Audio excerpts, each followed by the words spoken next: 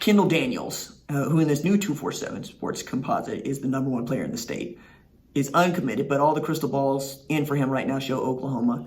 Ethan Downs is committed to Oklahoma. AJ Green, 80% of crystal ball showing him to Oklahoma. That is a tailback cornerback at Union. I believe he wants to be recruited as a running back, but most places want him as a corner.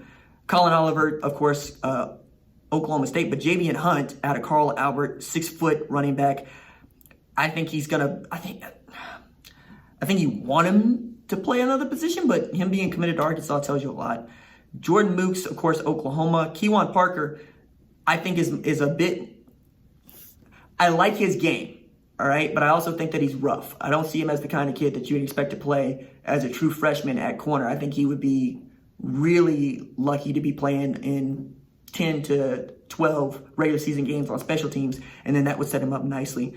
Tevin Williams out of Stillwater, he's going to Baylor. Melvin Swindle, we'll wait and see. Ty Williams is headed to Oklahoma State. Chase Jackson is headed to Texas Christian. Of course, Solomon Wright headed to Texas Tech.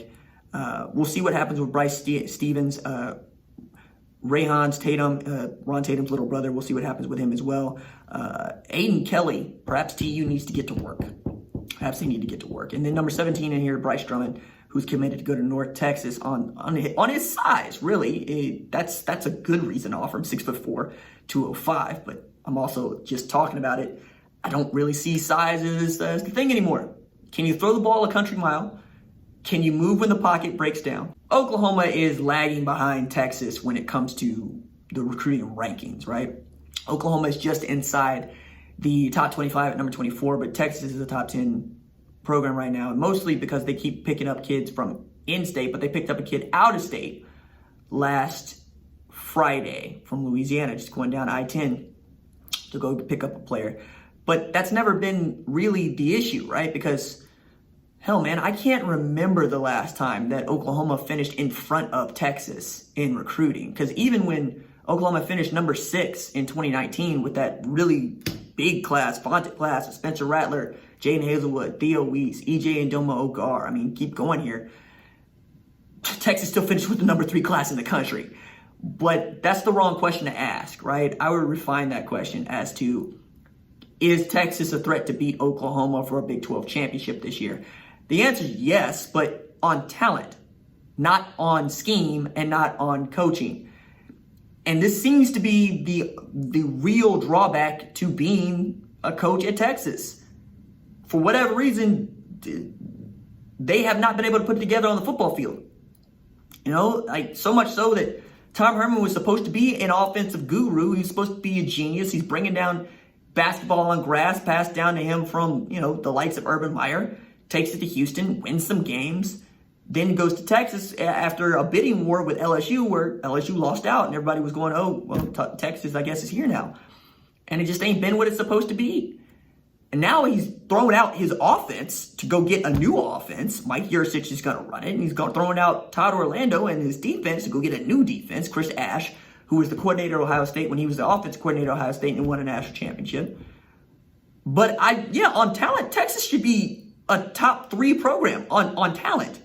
On talent, they should be beating Alabama, LSU. They should challenge Clemson. They should challenge Georgia.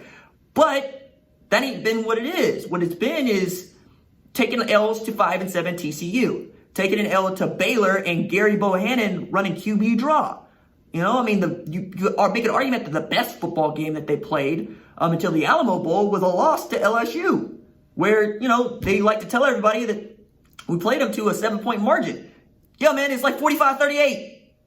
And, Joe Burrow threw for like 400 and completed a third down play for which Ed Orgeron continues to look at that one play and go, that's when I knew we were really good.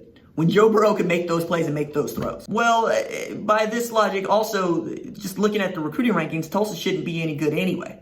Because you're looking at what SMU is doing. SMU is really in a race with Oklahoma for top offensive talent. Think about that for just a second.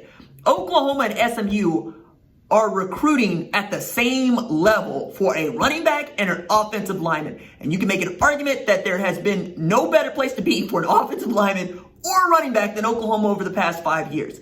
Just ain't it. And yet, TU can't even get into the same ballpark as SMU.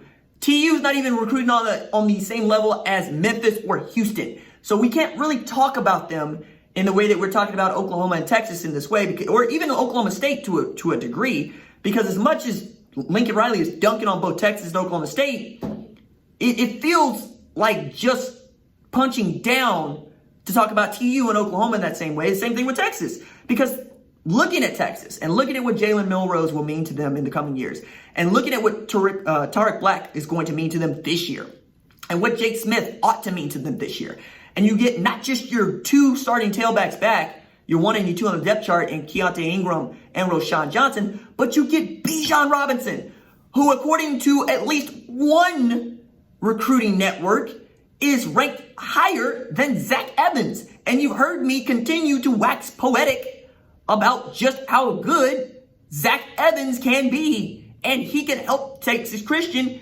get into the argument for winning a Big 12 championship, because Gary Patterson's defense is going to be his defense.